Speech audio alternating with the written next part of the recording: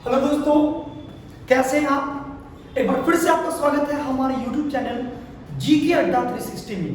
दोस्त, आज हम इस वीडियो में पढ़ेंगे बिहार की नदी परियोजना के बारे में। और दोस्त, एक बार फिर से आप इस वीडियो को लाइक मत कीजिए, सब्सक्राइब मत कीजिए, लेकिन मेरे भाई अंत में जब आपको लगेगा कि यह वीडियो आपके लिए बहुत फायदेमंद रहा तो प्लीज हमारे सपोर्ट के लिए लाइक कर दीजिएगा, सब्सक्राइब कर लीजिएगा और जितना अधिक से अधिक हो आप इसको शेयर कीजिएगा।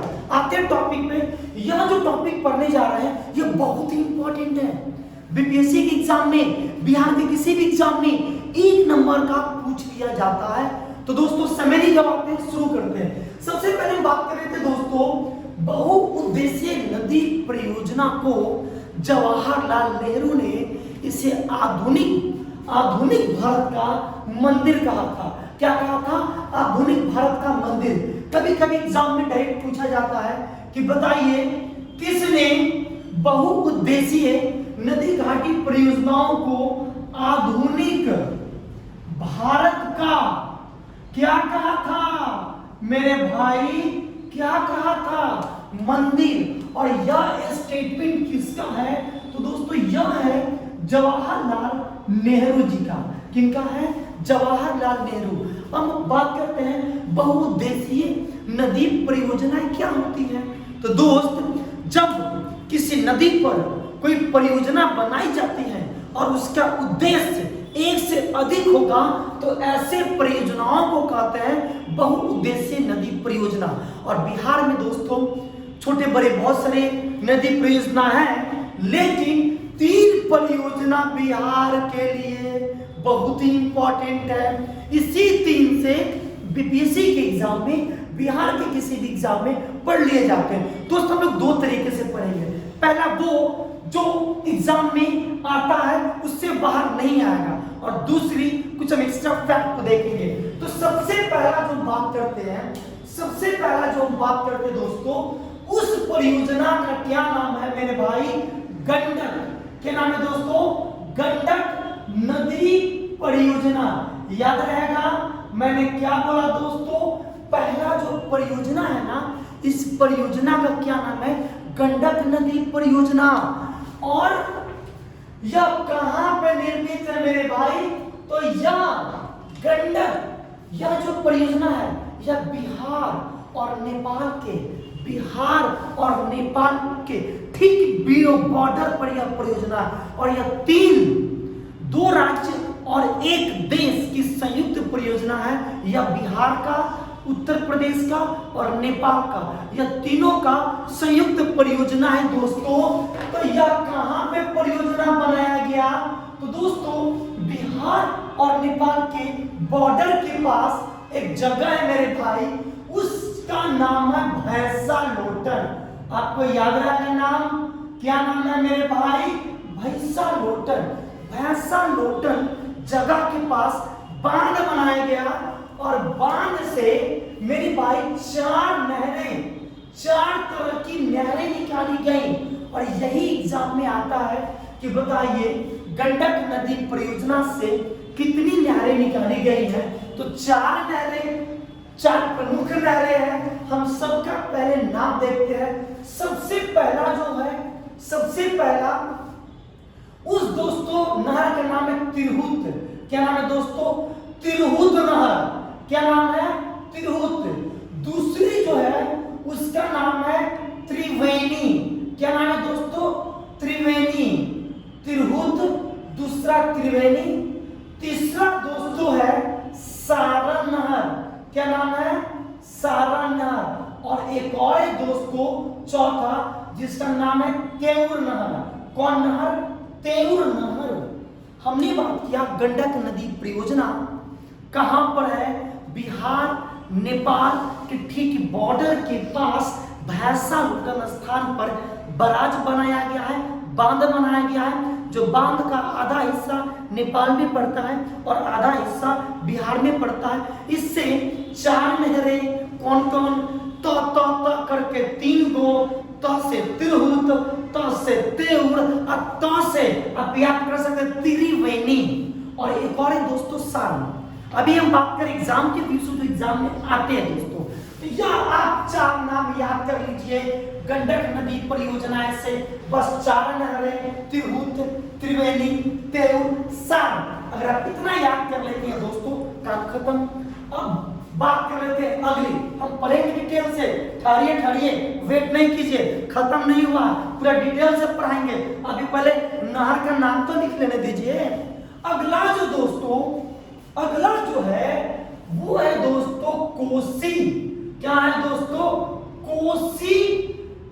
कोसी नदी परियोजना की हम बात कर रहे हैं। किसकी बात कर रहे हैं दोस्तों? कोसी नदी परियोजना की। और कोसी नदी परियोजना से दोस्तों 3 नहरें निकाली गई हैं। 3 नहरें मेरे भाई, जो पश्चिम की तरफ आया है ना, हम लोग इसे कहते हैं पश्चिमी, इसे हम कहते हैं पश्चिमी कोसी नहर। क्या कहते हैं? पश्चिमी कोसी नहर। जो पूरब की तरफ निकला ना मेरे भाई, हम इसे कहते हैं पूर्वी कोसी नहर। क्या कहते हैं?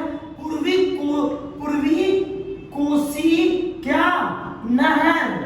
और एक और है मेरे भाई, इस दोनों के बीच में एक और मध्य से एक नहरें निकाली गई है, जिसका नाम है राजपुर नहर।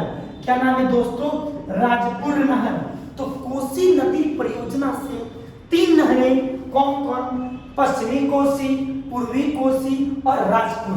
अब हम बात कर लेते हैं बिहार की तीसरी बड़ी परियोजना की, और वह दोस्तों कौन है? उस परियोजना का नाम है दोस्तों सोन। क्या नाम है दोस्तों?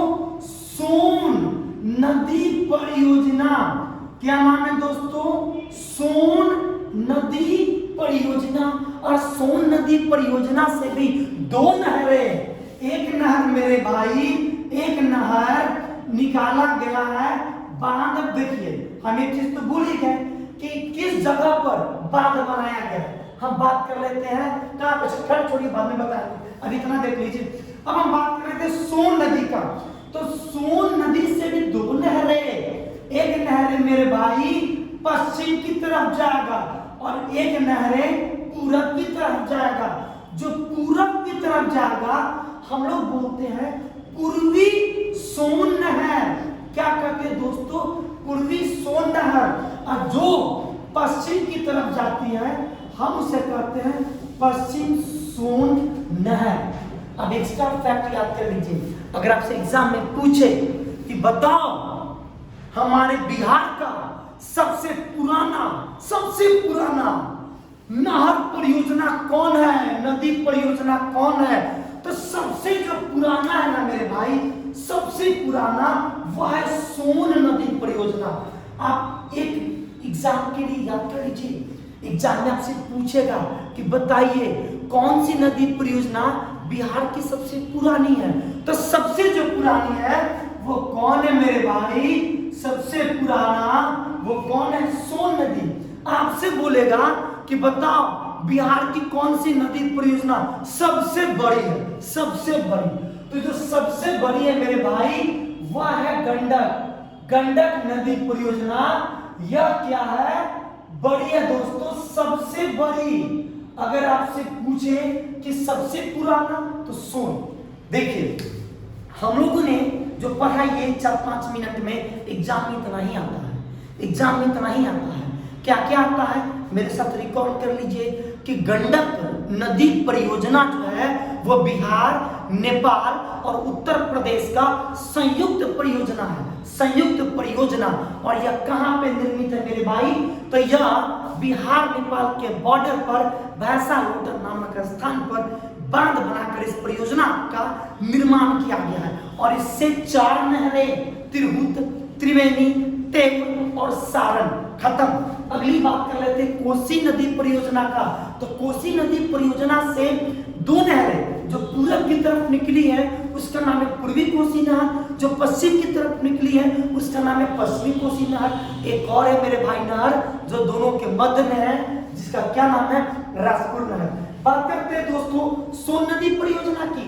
तो सोन नदी परियोजना बिहार की सबसे पुराना नदी परियोजना है और वहां से भी 2 नहरें, जो पूरब की तरफ गई वो पूर्वी और जो पश्चिम की तरफ गई वो पश्चिमी सोन नहर।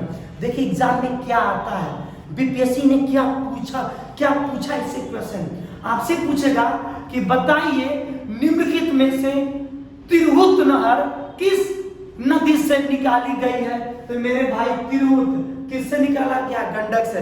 देखिए कोसी से एग्जाम में नहीं आएगा, सोन से एग्जाम में नहीं आएगा, क्यों?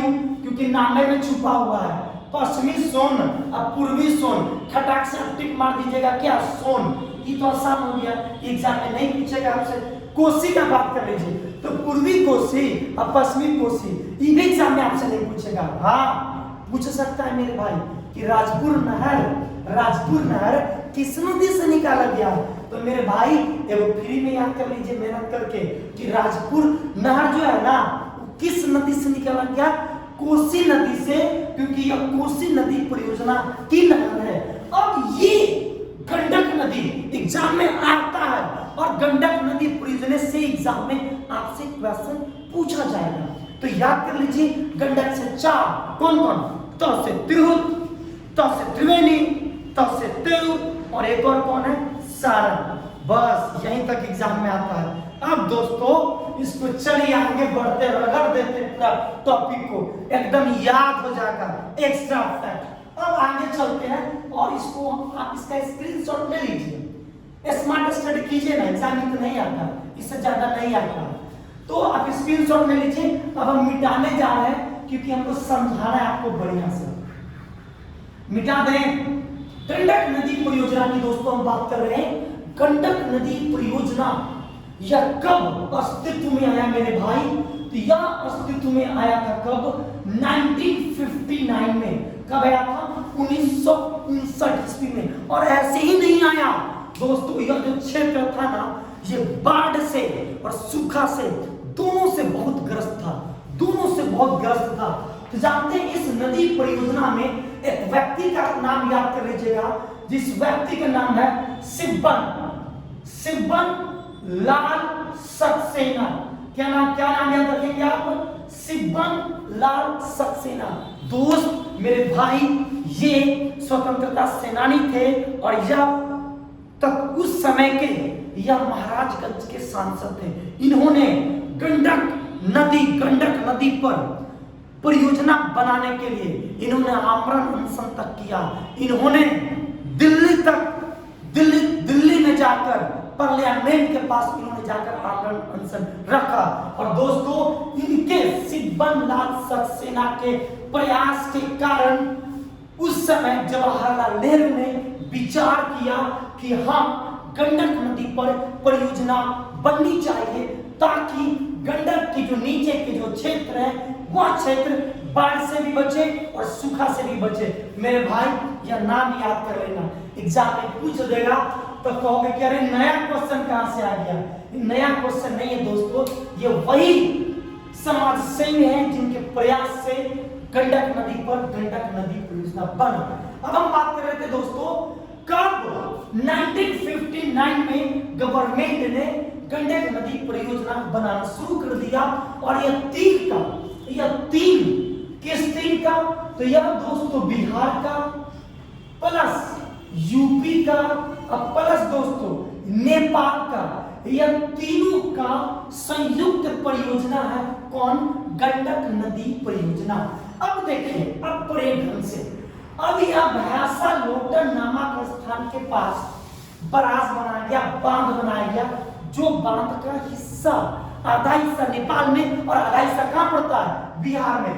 और जो बिहार वाला हिस्सा है मेरे भाई, बिहार वाला हिस्सा, इस पे दो, इसकी जो सबसे प्रमुख नहर है उसका नाम है त्रिवेणी नहर। क्या नाम है, त्रिवेणी नहर। और त्रिवेणी नहर दो तरफ गई है, एक गई है पश्चिम की तरफ और एक गई है मेरे भाई पूरब की तरफ। मेरे साथ बोलिए कि सबसे इंपॉर्टेंट नहर कौन, तो यही है त्रिवेणी नहर। जो पूरब की तरफ गई, पूरब की तरफ हम लोग उसे कहते हैं पूर्वी त्रिवेणी नहर, और जो पश्चिम की तरफ गई हम इसे कहते हैं पश्चिमी त्रिवेणी नहर। देखिए खास बात, हम पहले बात कर रहे थे पश्चिमी त्रिवेणी नहर को। दोस्त पश्चिमी त्रिवेणी जो नहर है पश्चिमी त्रिवेणी नहर, इससे सबसे ज्यादा लाभ उत्तर प्रदेश को मिलता है। किसको मिलता है? उत्तर प्रदेश की। इसकी अगर लंबाई तकरीबन 200 किलोमीटर है तो 100 प्लस किलोमीटर पश्चिम त्रिवेणी नहर से लाभान्वित कौन होता है? उत्तर प्रदेश होता है। और इसी पश्चिमी त्रिवेणी नहर को हम लोग किस नाम से जानते हैं? याद कीजिए, इधर कौन क्षेत्र है मेरे भाई? सारण प्रमंडल। तो इसी को हम लोग कहते हैं क्या? सारण नहर। खिचड़ी नहीं कीजिएगा, हम बताएं कि त्रिवेणी नहर का जो पश्चिम तरफ पे है ना, हम लोग इसी को किस नाम से जानते हैं? सारण नहर। और इससे सबसे ज्यादा लाभान्वित कौन होता है? उत्तर प्रदेश। अब हम बात कर लेते हैं पूर्वी त्रिवेणी नहर का। मेरे भाई इधर कौन प्रमंडल? तो आप कहिएगा तिरहुत प्रमंडल, एकदम सही। और इसी पूर्वी त्रिवेणी नहर को हम लोग क्या कहते हैं मेरे भाई? तिरहुत नहर। क्या कहते हैं? तिरहुत नहर। और इस पूर्वी त्रिवेणी नहर से सबसे ज्यादा जो लाभ मिलता है वो मिलता है पश्चिम चंपारण को। किसको मिलता है मेरे भाई? पश्चिम चंपारण को। बस आप इतना याद रखिए, इतना याद रखेंगे एग्जाम में एक भी नहीं छूटेगा। अगर और आपको याद करना है कुछ एक्स्ट्रा फैक्ट तो आप याद कर ले दोस्तों कि यहीं पर 15 मेगावाट का इससे बिजली उत्पादन भी किया जाता है, जिससे नेपाल के तराई वाले क्षेत्र को बिजली प्रदान होती है। तो दोस्तों उम्मीद करते हैं यह चीज आपको समझ में आया होगा। अब हम बात कर लेते हैं कोसी नदी परियोजना के बारे में दोस्तों। और कोसी नदी परियोजना कब एक्शन में आया? तो कोसी नदी परियोजना पर विचार भारत सरकार ने सबसे पहले 1953 ईस्वी को किया था।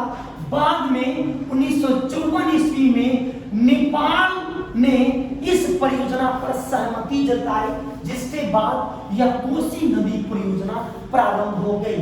अब हम बात कर रहे थे कि कोसी से कितनी नहरें, मैंने पहले बताया है। जो पश्चिम की तरफ निकलता है पश्चिमी कोसी नहर, पूरब की तरफ निकलता है पूर्वी कोसी नहर, और इसके मध्य में एक और है मेरे भाई जिसका नाम क्या है? राजपुर नहर। और ये जो पूर्वी कोसी नहर है, पूर्वी कोसी नहर, इससे 4 ब्रांच निकला हुआ। 4 कितना है? 4। जो कितने हैं? इस पूर्वी कोसी नहर से 4 नहरें निकली है दोस्तों। जो पहला नहर है इसका नाम है मुरलीगंज। मेरे साथ बोलिए दोस्तों, पहला कौन है? मुरलीगंज। दूसरा कौन है दोस्तों? तो दूसरा का नाम दोस्तों जानकी नहर। जानकी, क्या नाम है दोस्तों? जानकी नहर, जानकी नगर भी कर सकते हैं। उसके बाद जो अगली है दोस्तों, उसका तीसरे का नाम है पूर्णिया नहर। अब पूर्णिया के बाद जो चौथी है दोस्तों, इसका नाम है अररिया नहर। फिर से भी कॉल करवा देते हैं क्या कि कोसी से 3 नहरें, पश्चिमी, पूर्वी, राजपुर। पूर्वी कोसी से 3 नहरें गई हुए, सब ब्रांच 3 ब्रांच गया हुआ है, जिसमें से पहले का नाम मुरलीगंज, दूसरे का नाम जानकी नगर, तीसरा जो है वो पूर्णिया, और चौथा कौन है दोस्तों? अररिया। अब हम बात कर लेते हैं सबसे अंतिम और बिहार की सबसे पुरानी नदी परियोजना को, जिसका नाम है सोन नदी परियोजना। दोस्त यह अस्तित्व में कब आया? यह सबसे पहली बार 1874 ईस्वी में सोन नदी परियोजना का निर्माण किया गया था। और कहां किया गया था दोस्तों? तो ये किया गया था दोस्तों, मैं भूल रहा हूं एक नाम, यह जो किया गया था डेरी, हाँ डेरी, यह डेरी के पास बांध बनाकर, डेहरी के पास बांध बनाकर इस परियोजना का क्या किया गया था? प्रारंभ किया गया था। दोस्तों यह जो है यह वह परियोजना है। परियोजना से पहले की हम बात कर लेते हैं, जो यह जो क्षेत्र था पूरी तरह सूखा से प्रभावित था, पूरी तरह से सूखा से। लेकिन सोन नदी परियोजना के अस्तित्व में आ जाने के बाद ये जो सभी क्षेत्र है, इसको बिहार में चावल का कटोरा कहते हैं। क्या कहते हैं दोस्तों, चावल का कटोरा। अब समझिएगा, जो पश्चिमी सोन है, पश्चिमी सोन ये दोस्तों रोहतास के पास, ये रोहतास के बगल में कैमूर, बक्सर, भोजपुर को पानी देता है। अब पूर्वी सोन नहर की बात कर लेते हैं तो पूर्वी सोन औरंगाबाद, गया, पटना इत्यादि जिलों को पानी प्रदान करता है। और इस नदी परियोजना के अस्तित्व में आ जाने के बाद मेरे भाई यह क्षेत्र चावल का कटोरा कहा जाने लगा। तो उम्मीद करते हैं दोस्तों यह चीज आपको समझ में आया होगा और आप इसको खुद से प्रैक्टिस करें। इस वीडियो में इतना ही, मिलते हैं अगले वीडियो में। आप स्क्रीनशॉट ले लें।